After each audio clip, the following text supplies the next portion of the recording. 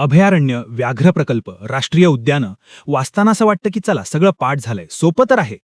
पण मित्रांनो, खोटं सांगू नका, पेपरमध्ये जेव्हा 4 विधानं येतात आणि अचूक विधान ओळखा किंवा जोड्या लावा असा प्रश्न येतो, तेव्हा सगळा गोंधळ उडतो की नाही? ताडोबा नक्की कुठे आहे? गुगामल कोणत्या जिल्ह्यात येतं? मेळघाट आणि पेंचमध्ये कन्फ्युजन होतं. हे नकाशे, या नद्या, ही जंगलांची नावं आणि त्यांचे जिल्हे पाठ करून करून आपण थकून जातो. 2-2 वर्ष तयारी करूनही ऐन पेपरच्या वेळेवर डोकं एकदम ब्लँक होतं. एका छोट्याशा चुकीमुळे 0.25 मार्क्स मायनस होतात आणि हातातून पोस्ट जाते. पण मित्रांनो, आता हे टेन्शन कायमचं विसरा. नमस्कार विद्यार्थी मित्रांनो, मी तुमचं मनापासून स्वागत करतो दिव्यक्रांती अकॅडमीच्या आपल्या या अत्यंत महत्त्वाच्या सिरीजमध्ये, जिचं नाव आहे 10 मिनिटात टॉपिक क्लिअर.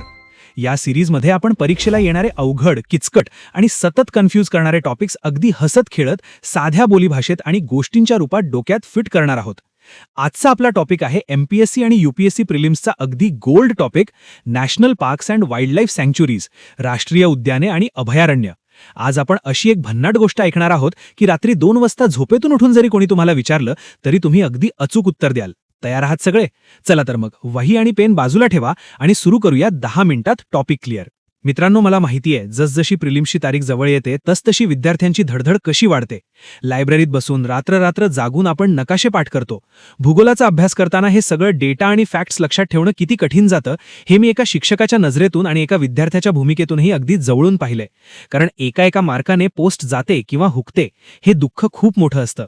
जे विद्यार्थी पुण्यात, छत्रपती संभाजीनगरमध्ये किंवा गावाकडे राहून रात्रंदिवस एक करतायत, त्यांच्यासाठी हा एक मार्क सोन्यासारखा आहे.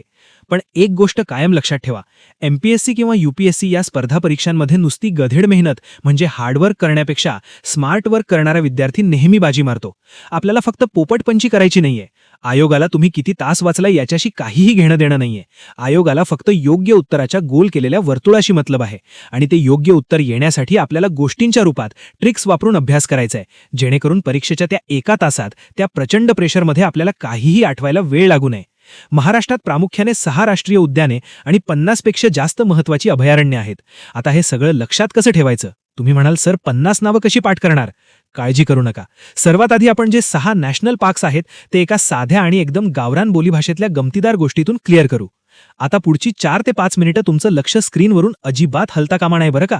लक्ष विचलित करू नका, कारण ही काही मिनिटं तुमच्या प्रिलिम्सचे 2 मार्क्स एकदम फिक्स करणार आहेत. डोळे मिटा आणि मी सांगतोय त्या गोष्टीची फक्त डोळ्यांसमोर कल्पना करा, व्हिज्युअलाइज करा. आपल्याकडे 2 एकदम जिवलग मित्र आहेत. एकाचं नाव आहे संजय आणि दुसऱ्याचं नाव आहे चंदू. आता हे दोघे अभ्यासाला कंटाळले आणि त्यांनी ठरवलं की कुठेतरी जंगलात फिरायला जाऊया. पण घरच्यांना सांगून गेलं तर ते ओरडतील, अभ्यास सोडून कुठे चाललात म्हणतील. म्हणून हे दोघे गुपचूप घरातून बाहेर पडले आणि एका नवीन गावाला म्हणजेच नवेगावला गेले. तिथे गेल्यावर काय झालं, घनदाट जंगल होतं. ते रस्ता चुकले आणि एका मोठ्या पेंचमध्ये, म्हणजे आपण म्हणतो ना मोठ्या पेंच प्रसंगात अडकलो, तशा अडचणीत अडकले. त्यांच्या मागे रानटी जनावरं लागली, वाघ लागला. आता करायचं काय, जीव कसा वाचवायचा? तेवढ्यात अचानक तिथे ताडोबा नावाचा एक भला माणूस आला आणि त्याने त्या दोघांना त्या संकटातून, त्या वाघापासून वाचवले. आहे की नाही एकदम साधी गोष्ट, पिक्चरच्या स्टोरीसारखी? पुन्हा एकदा माझ्यासोबत बोला. संजय आणि चंदू गुपचूप नवेगावला गेले, पेंचमध्ये अडकले आणि ताडोबाने वाचवलं. बस, तुमचं काम झालं. आता या गोष्टीला आपण आपल्या भूगोलाच्या भाषेत डिकोड करू. संजय म्हणजे संजय गांधी नॅशनल पार्क. हे कुठे आहे तर हे मुंबई उपनगर बोरिवलीमध्ये आहे. एक्स्ट्रा फॅक्ट, हे शहराच्या मध्यभागी असलेलं जगातलं दुर्मिळ असं नॅशनल पार्क आहे. दुसरं चंदू म्हणजे चांदोली नॅशनल पार्क. हे कुठे आहे यावर मी थोड्याच वेळात सविस्तर बोलतो, कारण हा आयोगाचा सर्वात आवडता ट्रॅप आहे. तिसरं गुपचूप म्हणजे गुगामल नॅशनल पार्क. हे अमरावती जिल्ह्यात आहे. मेळघाट व्याघ्र प्रकल्पाचा हा एक मुख्य भाग आहे. चौथं नवेगावला गेले म्हणजेच नवेगाव नॅशनल पार्क. हे गोंदिया जिल्ह्यात म्हणजेच आपल्या विदर्भात आहे. 5वं पेंचमध्ये अडकले म्हणजे पेंच नॅशनल पार्क. हे नागपूर जिल्ह्यात आहे. एक्स्ट्रा फॅक्ट, यालाच पंडित जवाहरलाल नेहरू नॅशनल पार्क असेही म्हणतात आणि हे महाराष्ट्र आणि मध्य प्रदेश राज्यांच्या सीमेवर आहे. 6वं ताडोबाने वाचवले म्हणजे ताडोबा अंधारी व्याघ्र प्रकल्प आणि राष्ट्रीय उद्यान. हे चंद्रपूर जिल्ह्यात आहे. एक्स्ट्रा फॅक्ट, हे महाराष्ट्रातलं सर्वात जुनं आणि सर्वात मोठं राष्ट्रीय उद्यान आहे. बघा, 1 मिनिटाच्या गोष्टीत 6 नॅशनल पार्क्स आणि त्यांचे जिल्हे तुमच्या कायमचे लक्षात राहिले. आता आयोगाला जोड्या लावायचा प्रश्न विचारू द्या, तुमचा मार्क जाणार नाही. थांबा, व्हिडिओ अजून संपलेला नाहीये, पिक्चर अभी बाकी है मेरे दोस्त. मी मगाशी चांदोलीबद्दल बोललो होतो. जर तुम्ही जुन्या प्रश्नपत्रिका बघितल्या असतील तर तुमच्या लक्षात येईल की एमपीएससी आयोगाचा सर्वात आवडता प्रश्न चांदोलीवरच असतो. का बरं? कारण चांदोली हे महाराष्ट्रातलं असं एकमेव राष्ट्रीय उद्यान आहे जे एका दोन नव्हे तर तब्बल 4 जिल्ह्यांच्या सीमेवर पसरलेलं आहे. आणि आयोग नेमका इथेच तुम्हाला फसवतो. ते 4 जिल्हे खालीलपैकी कोणते असा प्रश्न येतो आणि आपण कन्फ्यूज होतो. आता हे 4 जिल्हे कसे लक्षात ठेवायचे त्याची पण एकदम भारी आणि छोटी ट्रिक आहे. फक्त 2 शब्द लक्षात ठेवा. सासा कोरल. सा को र ल. आता हे सासा कोरल काय आहे? समजा एक ससा आहे आणि तो कोरल कोरल म्हणजे आपण म्हणतो ना प्रवाळ ते खातोय. सासा कोरल. डिकोड करू. सा सांगली, सा सातारा, को कोल्हापूर, र रत्नागिरी. ल हा शब्द आपण फक्त यमक जुळवण्यासाठी आणि शब्द पूर्ण करण्यासाठी घेतला आहे. किती सोपं आहे ना? सासा कोरल म्हटलं की चांदोलीचे 4 जिल्हे एकदम क्लिअर. सांगली, सातारा, कोल्हापूर, रत्नागिरी. आता यापुढे चांदोलीवर कोणताही प्रश्न आला तर तुमच्या डोक्यात लगेच सासा कोरल हा शब्द क्लिक झालाच पाहिजे. मित्रांनो, नॅशनल पार्क्स तर झाले, पण काही महत्त्वाची अभयारण्य म्हणजेच वाईल्ड लाईफ सँक्च्युरीज सुद्धा आहेत ज्यांच्यावर आयोग वारंवार प्रश्न विचारतो. विशेषतः कोणत्या अभयारण्यात कोणता प्राणी किंवा पक्षी प्रसिद्ध आहे यावर जोड्या लावायला येतात. आता आपण 10 मिनिटात टॉपिक क्लिअर सिरीज पाहतोय तर मी तुम्हाला अर्ध्या ज्ञानावर सोडणार नाही. आपण काही बोनस ट्रिक्स सुद्धा बघूया. 1. राधानगरी, कोल्हापूर. हे अभयारण्य गव्यांसाठी प्रसिद्ध आहे. ट्रिक कशी लक्षात ठेवायची? तर राधेला गवे खूप आवडतात. राधा, राधानगरी आणि गवे, विषय संपला. दुसरं, कर्नाळा, रायगड. हे पक्ष्यांसाठी प्रसिद्ध आहे. ट्रिक, रायगडावर कर्णासारखा दानशूर पक्षी बसलाय. कर्नाळा, पक्षी, रायगड. तिसरं, नान्नज, सोलापूर. हे माळढोक ग्रेट इंडियन बस्टर्ड पक्षासाठी प्रसिद्ध आहे. ट्रिक, नाना गेले सोलापूरला माळढोक पक्षी बघायला. नाना, नान्नज, सोलापूर जिल्हा आणि माळढोक. चौथं, रेहेकुरी, अहमदनगर. हे काळवीट म्हणजेच ब्लॅकबकसाठी प्रसिद्ध आहे. ट्रिक, अहमदने कुरीने काळवीटाची शिकार केली. 5वं, भीमाशंकर, पुणे. हे सर्वांना माहिती असेलच, इथे शेकरू हा आपला राज्य प्राणी आढळतो. बघा मित्रांनो, तुम्ही फक्त हा व्हिडिओ बघताय आणि हसत खेळत तुमच्या किती साऱ्या फॅक्ट्स, किती जिल्हे, किती प्राणी पाठ होतायत. यालाच म्हणतात स्मार्ट वर्क. आणि म्हणूनच दिव्यक्रांती अकॅडमी नेहमी विद्यार्थ्यांसाठी असेच इनोव्हेटिव्ह मार्ग शोधत असते.